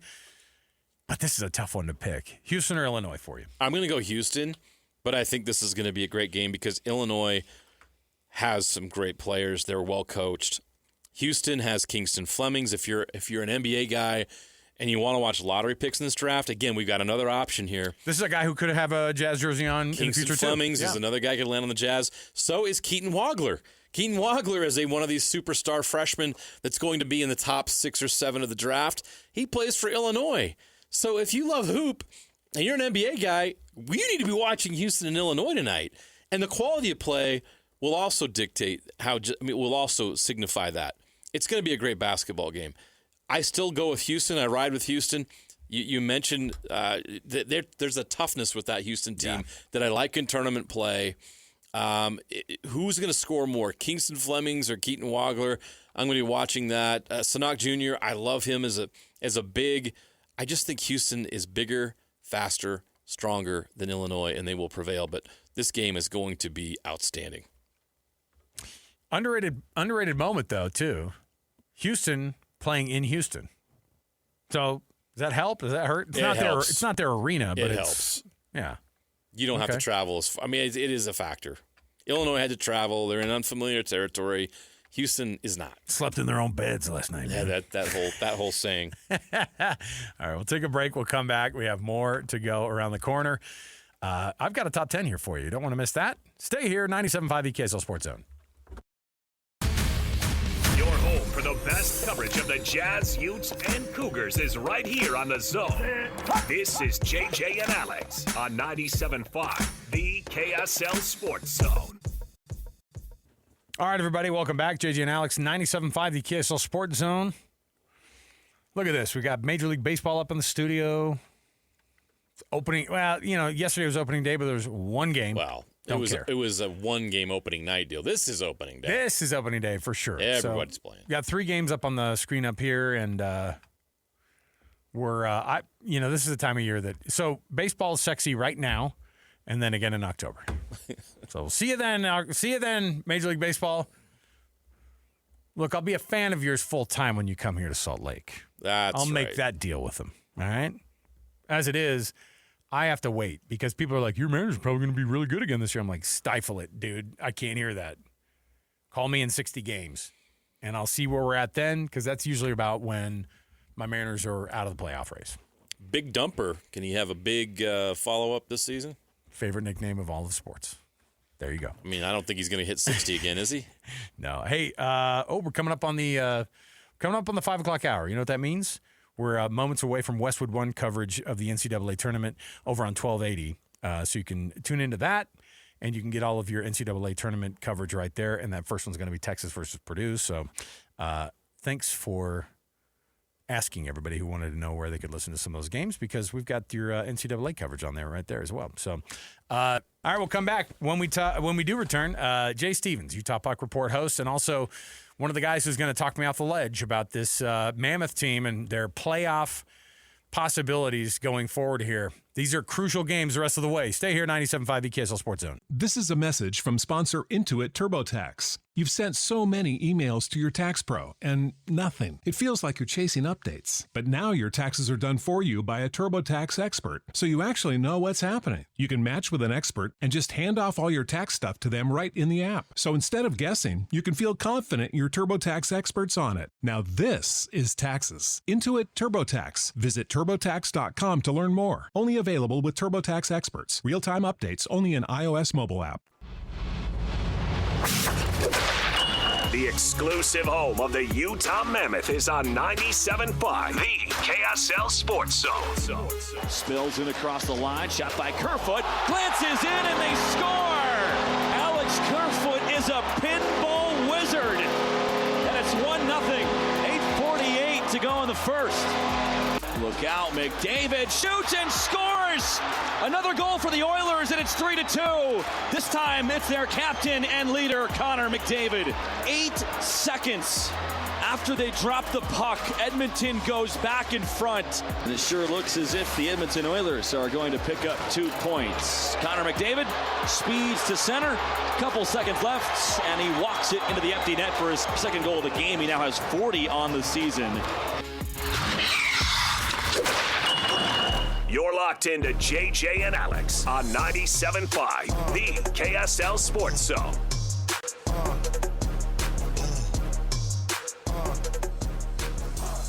Nobody wants to hear sad Mike Folta. No, Come on. We need a happy Mike Folta. We need tonight. energetic, fired up Mike Folta. That was a rough one to watch the other night, of course, with the Utah Mammoth and the Edmonton Oilers. Very frustrating performance. Not going to lie. We were wondering about it, but Folta brought it up when we had him on our weekly interview with him, and he goes, quite a game plan for the Edmonton Oilers to have all that crazy bad press that they ran up all the way till game time, and then Connor McDavid, everybody questioning his loyalty to the Oilers and how much the team didn't like him and blah blah blah, or how much he didn't like his own team, and they don't like that. So he showed up. Not a shock that the best hockey player in the world showed up, had a couple goals against the Mammoth, but they gotta fight, man. They gotta get this thing going. Let's kick off the hour here, of course, as we always do. It's the cut, top of the program, and our guy Jay Stevens is joining us. So let's get right to it. It's time for the biggest story of the day. This is what made the cut with JJ and Alex on 97.5, the KSL Sports Zone. All right, I've got a real problem with Jay Stevens right now. We didn't even call each other, and we're wearing the same freaking outfit. What is your problem? JJ, what's good? JJ's out of uniform. That's not our fault. What? He's wearing the baseball uniform. I thought this was clever. I'm wearing some baseball stuff. I thought I was so freaking cool when I walked out of the house today. Hey, you guys are Shirt Brothers. Hey, Shirt Brother. I got a confession to make, Shirt Brother. Oh, my goodness. Well, congratulations, guys. You're Shirt Brothers. That's right. Right here. We called each other. No, he did the same thing I did, which was, I got to have that, man. That's awesome. Oh, and it's basically the minute the game was over, I was ordering. It's a walking billboard of Canadian trash talk. You know what I mean? Yep. Like, just going right at them. Suck it, Canada. All right. Notwithstanding the fact that I have to see Jay wearing the same shirt that I am during the rest of our interview, I'm okay with it because we love Jay. So. That game the other night, we wondered. We were like, either the Oilers really are melting down and they're having an internal issue and a problem, and they're gonna struggle, or they're gonna come in and beat the doors off of the Mammoth. I don't think the Mammoth helped at all. It didn't seem like that their energy level was there to match even an Edmonton team. I don't think anybody could have walked in the other night. No players in the post game and in the days since then, when they were asked about this game, liked the effort out of this team, and that's what gets you a 5-2 loss, and it makes us all nervous right now. It's one of those things too, where you can blame it on, you can want to say, oh, we weren't that great and our intensity wasn't up, but what I really saw was Edmonton playing Edmonton hockey that's got them to the championship the last 2 years in a row. Their system was working really good. They were keeping. The first period was kind of weird. We got a lucky bounce, and it seemed like we were going to get some lucky bounces. Like the Mammoth were really going to have the puck luck that they've been wanting. But then Edmonton started really putting the pressure to them, keeping them on the outside, keeping all the shots were coming from the outside, no pressure getting in the middle. And, and they were doing that for a couple of reasons. One, because they could manhandle Utah a little bit. And then the second reason is because, they didn't have a lot of faith in Tristan Jarry. He hasn't been great since they picked him up. Right. So Edmonton just had to really turn it on and say, we're not going to allow shots from the inside. We're not going to allow high opportunity shots for Utah. They're going to have to earn everything. And Utah just couldn't, they just couldn't match the physicality. I guess you can blame that on effort, but when it really comes down to it, it's like you're playing your bigger brother. That is what you want to be like eventually. And that's, when your whole system's working, when all four lines are working, it makes it really hard for somebody like Utah to come through. And, we saw it with the Anaheim game and with the LA game that Utah did have all four lines working at one point. We know it's there. So it's hard to watch a game like that with Edmonton when you see how much potential is on the four lines and you're just not seeing it on the ice that night. How concerned should we be about, the team saying after the game they were a little tired, or is this a one-off thing, or are there some issues you saw with this team last night, Jay? Maybe in a couple previous games. I know they won the game in overtime against the Kings, but that was a weird game, and Anaheim didn't go their way. How concerned should we be about the way things went against the Oilers, or is this just a one-off deal and they should bounce back just fine tonight? I'm going to go with what I saw against Anaheim and LA and what we've been seeing more than Edmonton. I'm going to say I'm going to hope that was a one-off. They're so well coached. And when you go to those practices and you see the the minute details that the coaching staff's working on to get these guys better, and you start seeing it clicking for most of the games, and then you have a game like Edmonton where it doesn't click. I'm not gonna raise the flag yet and start panicking. I think Utah still is poised to make the playoffs. I think they can still keep that number one wild card spot. The schedule kind of puts them in the driver's seat. I hate to use the cliches, but the remaining schedule puts Utah in the driver's seat. LA plays Vancouver 3 more times in the 10 games left for them. Ooh. So LA might jump up a little bit. Seattle, what's going on in Nashville with them winning 5 in a row? That's a real That's the threat thing that coming out of the concerns Pacific. me. Yeah. Yeah, and we talked before the last game when I came in, and you asked me who I was worried about. I said I'm worried about Winnipeg and I'm worried about Nashville because there's no reason Nashville shouldn't be good. They've got the players, they've got the experience, they spent the money, they should be, and they've got one of the best goaltenders in the league right now in UC Saros. So I expect to see better things out of Utah. I'm not in panic mode, and there's a list of things that have to improve, and I think you're going to see that starting tonight. Jay, one of the things that has been intriguing with this is as the season starts to wind down and you're getting into the single digits for games left on the regular season, what's a corner that teams have to turn to be able to shut the door on other teams that could run them down in the wild card, or just to get to the spot where I feel like we all know there's a different energy level in the Stanley Cup playoffs, and so I think it's good that the pressure's on them right now because there's going to be so much pressure also in the playoffs. But how do they turn that corner now? What's the extra something that these teams, all of them, need to make that last push to get into the playoffs if they're right on the edge? Well, exactly what you're seeing right now is it's starting to look like playoff hockey, where you're starting to see more blocked shots. You're starting to see less open ice. The minute you get the puck, somebody's on you, like within a second. And you're starting to see the physicality really increase. What has to happen for Utah is there's a couple things. The perfect roadmap is, number one, discipline. They've taken bad penalties, or they've taken penalties at bad times. Sometimes they're not even bad penalties, like maybe goal saving or breakaway saving penalties. But that has to be reduced.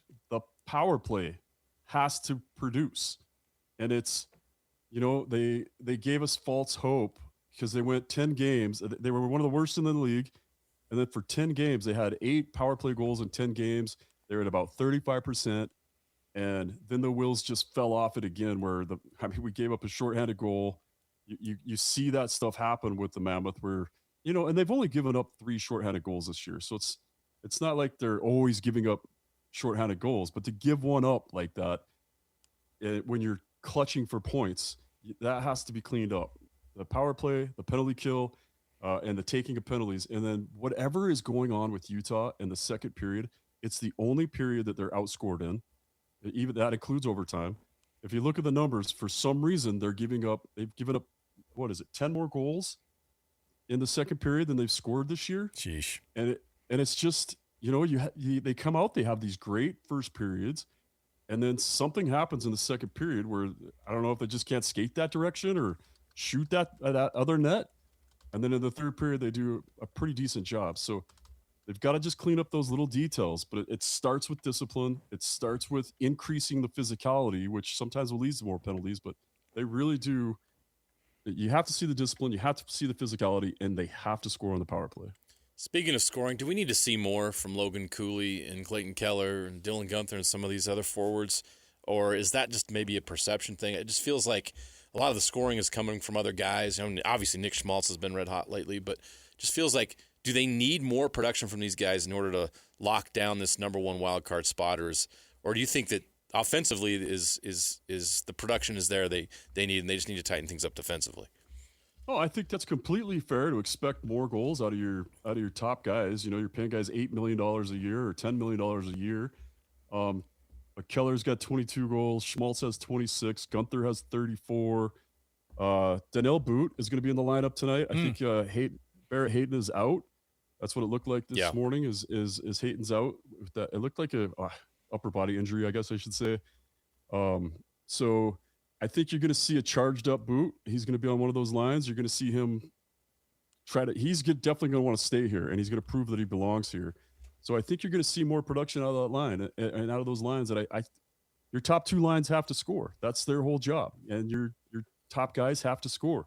You're seeing Washington come in tonight, and they're struggling right now because, the grade 8 only has 53 points, and you expect them to have 100. So when your top guys don't score, you struggle. And we have been seeing decent production, but it's fair to ask for more, for sure. Yeah, like Logan Cooley has 1 point in his last 5 games. It just feels like there needs to be more. Logan Cooley has 1 assist in the Dallas game, and he's had no assists, no goals in the last 4.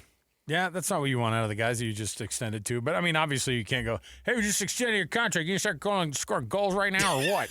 That's why I'm trying to figure it out. What is the right balance here? Well, for me, Jay, with the Caps coming to town, they obviously are they have to win basically everything. They have to just keep winning. The Eastern Conference is pretty stacked with a bunch of teams who are all numerically in this thing still.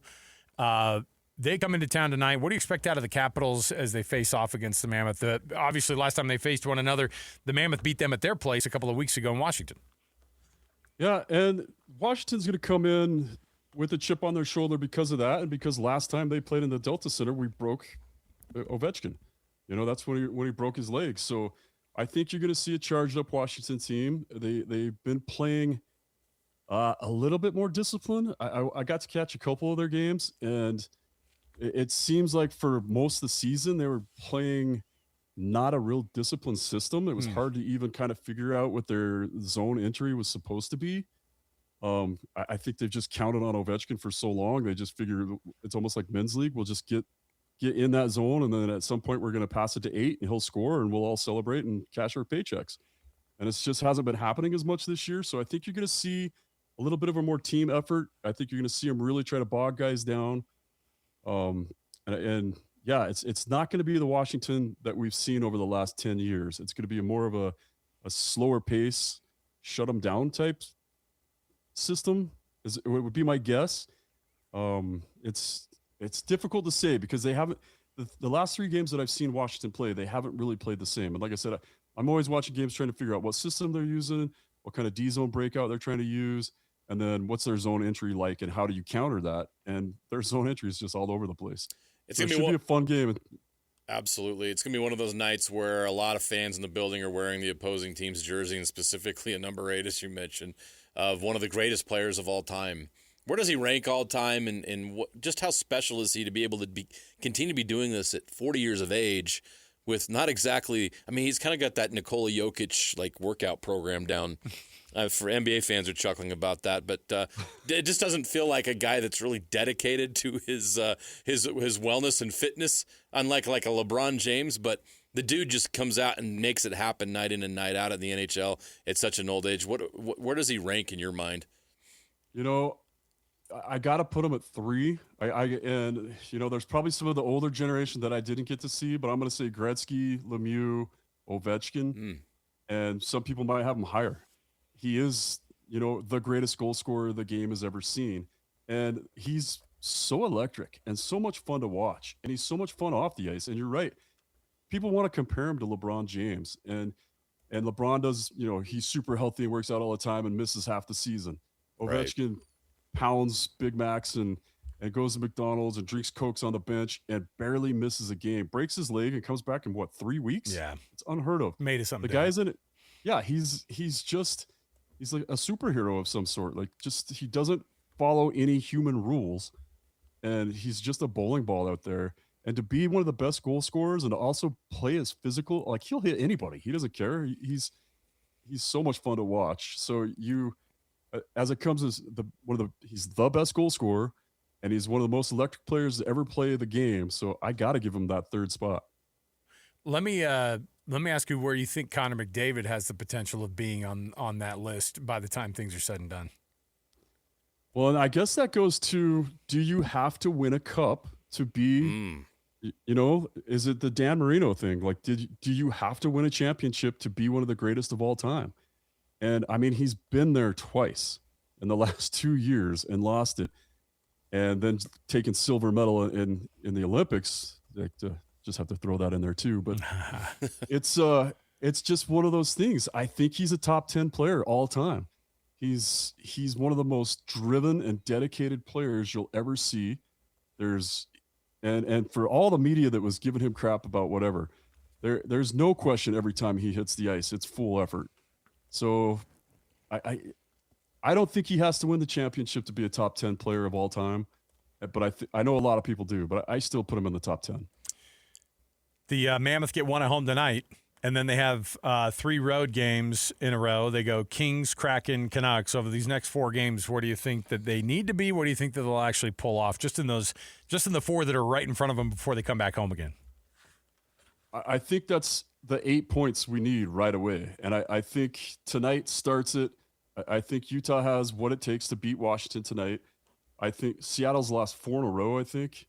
So you go into LA, it's time for some revenge against LA. They're all over the place. Their goaltending is suspect. So I think Utah should win all 4 of these games.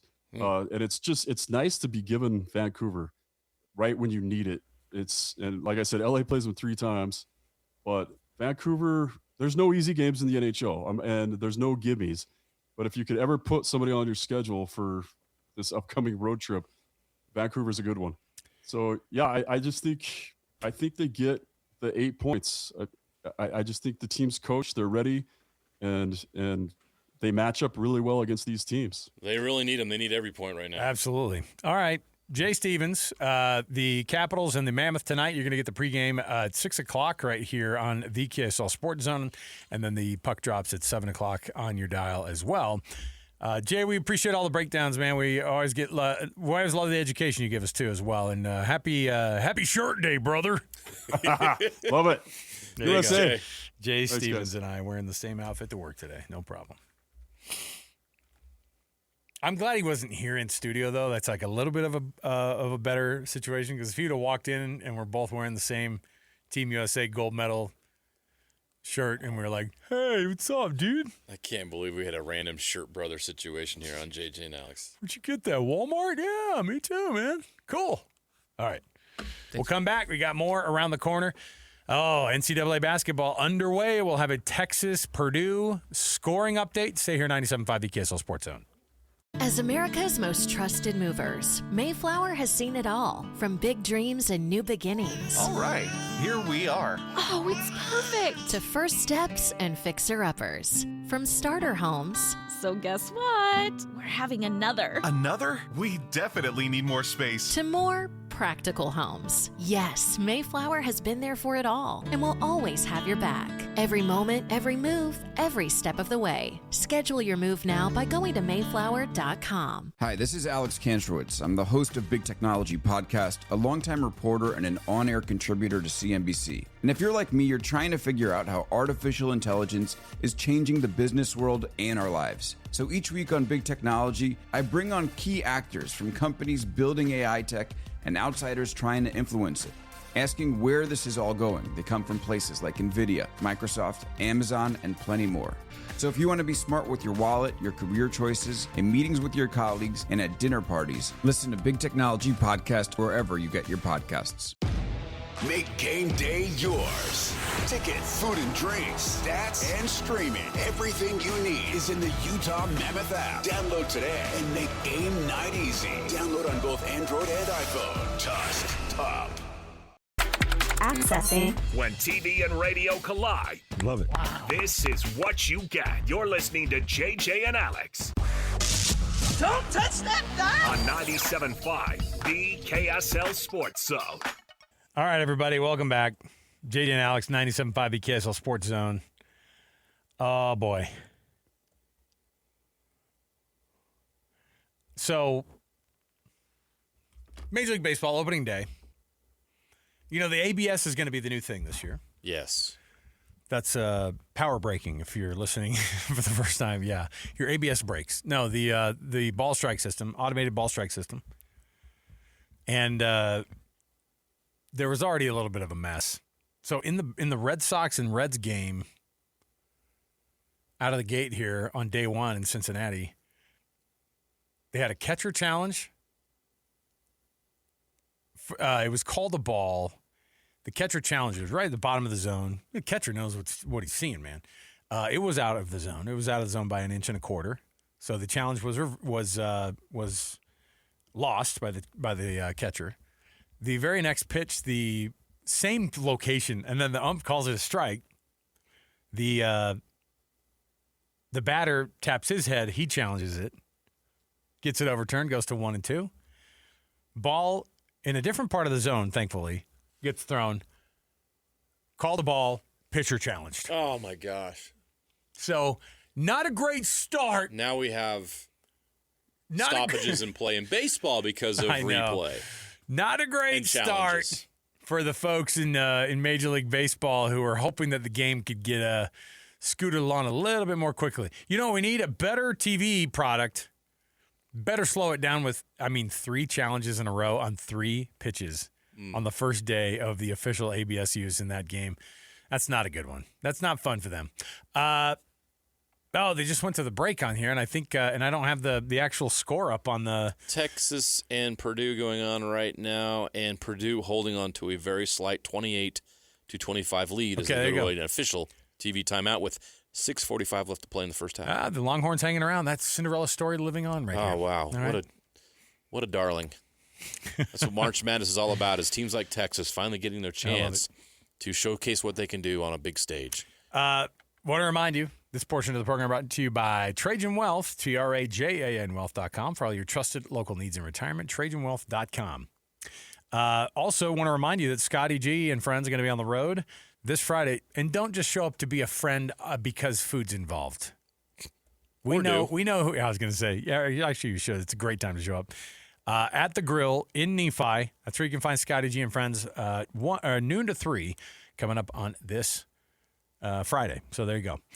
Mammoth and Capitals coming up in about 20 minutes here on your dial. You're going to get the pregame for Hockey Night in Utah. Thoughts on how this one can go? I thought Jay's estimation of the next 4 games, 3 of which are on the road for the Utah Mammoth, all coming up Mammoth with 8 points in the next 4 games, according to Jay Stevens. Is that glass half full type of situation? What do you think about that? Oh, that would be a miracle. That'd be great. I hope Jay's right, because if they get 4 wins against this part of their schedule, punch the ticket. I'm serious about that, because you look at who they're going to be facing over the next 4 games that he talked about. You're going to start with tonight. This is a Washington Capitals team that is fighting for their playoff lives. They're behind by 6 points of the wild card spot in the East, and they can't afford a loss. They're out here on a West Coast trip here late in the season, and they need wins. They already lost once on this trip. They're going to be fighting tonight. Alex Ovechkin is in town. There's going to be that impact in atmosphere tonight. With there's going to be some fans in the building cheering for Ovechkin. And then after that, that 3-game road trip starts, and LA Saturday that's a team that Utah finally beat in overtime. We saw how difficult it was to beat the Kings last weekend. Yeah. They got to go to their place now, and LA is fighting for their playoff lives. This is Seattle also fighting for their playoff lives. I was going to say, too, this is also the same Mammoth team that's 0-4 against the second to worst team in your division, the Chicago Blackhawks. Right. And so then you can't take Seattle or specifically Vancouver lightly. Right. So to get 8 points out of these 4 games would be phenomenal. Is it doable? Absolutely. Are the Mammoth better than these 4 teams? The answer is yes. That doesn't mean you're going to win all 4 games, or maybe you lose one in overtime, or whatever that might be. Try to get points in all 4 of these games is probably a better, more realistic goal. But doable, yes. Is it going to happen? I doubt it. And so where does that leave you after these 4 games? Because after that, let me give you the list of games that come up right after this 4-game stretch of Washington, Los Angeles, Seattle, and Vancouver. You get Edmonton again, deja vu on a Tuesday night. Here at home. Yeah. And then Smashville comes to town on Thursday, April 9th, the hottest team in the league. Now, Nashville may be very weathered at the end of a 5-game West Coast road trip. But then after that, the Carolina Hurricanes are in town on that Saturday. So you got 3 of the most talented teams in the NHL. I really believe that. Edmonton, one of the most talented teams in the league. Their record may not indicate it. Nashville's loaded with stars. Carolina, one of the top teams in the league. So coming off that 4-game stretch, you've got 3 of the best talented teams in the league. Maybe not in the standings, but the best talent. That's going to be tough. So this 4-game stretch is very important to stack up the points, because that 3-game stretch, you may not get any of the 3. Well, you didn't help me feel any better, JJ. Thanks. Appreciate that. Well, this might make you feel better. You finish the season with Calgary, Winnipeg, and St. Louis. That's 6 points. You missed the playoffs, but you win that last game. That's great. Well, can you imagine St. Louis having a chance to keep the Mammoth out of the playoffs on Thursday, April 16th? No, thank you. That'd be the most heartbreaking thing at home, to lose that game and miss the playoffs. I know. And I just or to drop, even dropping from the number 1 seed right now, it would be brutal to me. What's crazy is it's such a great opportunity. The consistency's been tough because you win games and you're like, man, look at that, 4-0 against the Golden Knights. They beat the Stars 5-3. And then you come 6-3. 6-3. And you come home and you have 2 out of their last 4 home games have just been kind of duds, and both games have been. Yeah, we didn't give our best effort tonight. I'm like, that's not what you want to hear out of playoff hockey. Why are you tired? Hopefuls. Yeah, I mean, it's weird. I don't know what's going to happen for them to be able to turn the corner and go. That everybody looks and goes. Because I was watching, I'm watching the Edmonton Oilers game on the ESPN Plus, whatever they put it on last time, and ESPN Plus Hulu, and they. Bro, is that a commercial right there or what? He's like, Hulu has live sports. I'm Jeremiah Jones. I got my money good. Hulu has live sports. Checks in the mail. I'm watching this thing happen, and I'm going, oh, they're not used to this style of play. They're not used to killing it. You know what I mean? They're not used to just putting the hammer down. So I get nervous about it, but we'll see. We'll see how this one goes. Folta's got the call. They need to rejuvenate our confidence in them. Fans, media, everybody. Yes. Like, go out and show it now. Adrian Danny, of course, your pregame of the hockey night in Utah, and then Mike Folta's going to have the call on the radio as well. That's going to be on 97.5, and then, of course, Westwood One coverage of the NCAA tournament over on 1280, which currently Texas and Purdue tied up at 28 apiece. Texas started off the game 1 for 9 from the field. They are now 10 for 14 in their last 14 shots. And the other game going on right now, if my computer will hurry up and show me, Nebraska and Iowa is underway. Nebraska leads Iowa 16-8. Love it. All right, we'll take a break. We'll come back. More to go. Stay here, 97.5 KSL Sports Zone. Ladies and gentlemen, the biggest name. You're locked into JJ and Alex. With the insight and analysis on the teams you can't live without. This is 97.5, the KSL Sports Zone. You know what I like? A nice little tight matchup between Texas and Purdue right now, 30-30 in the first half. 3 minutes, 13 seconds left. Do you have an Iowa and Nebraska score update here for me, JJ? 25-17. Nebraska leads Iowa with 11:34 left in the first half. I knew they were going to have enough to be able to take it to those guys. Nebraska, what a story. What an underdog. This is like, I love how this year's version of Cinderella is. Boy, they don't go to the NCAA tournament and win games ever. This is their first time doing it. 4 seed Cinderella. In the top 10 all year long. Nebraska, probably all the money they ever want to be able to spend on athletics coming in from boosters. Yeah. Yes, even for basketball. Yes. Why not? But an underdog, a Cinderella. They got sick of people calling them a volleyball school. They decided to invest in basketball. Definitely more people showing up for the volleyball games though than basketball prior to this, I'm sure. You know what'll still never happen? They will not have a basketball game played at Memorial Stadium. They do have volleyball games at Nebraska that are played at Memorial Stadium. You won't have basketball like that. Yeah. So you're right. I told you, remember I was telling you the breakdown of the revenue from Penn State, and the wrestling program got $2 million of the 20. It's crazy. Yeah, I mean it was That's like how you win national championships. Yeah, and football was like 13, basketball was like 3, wrestling 2. They were like, yeah, we'll take it. By the way, Cale Sanderson, national champion again. They did it again. Yep. Not bad. Not a bad story. My goodness. We've got playoff hockey, our version of it here. We haven't had the real playoff hockey yet. It feels yet. like playoff hockey It does. right now. Every night is important, and it's going to be big again right now. And you can dial it in right here on the KSL Sports Zone. Take a listen here or to Westwood One on 1280. It is 97.5, the KSL Sports Zone.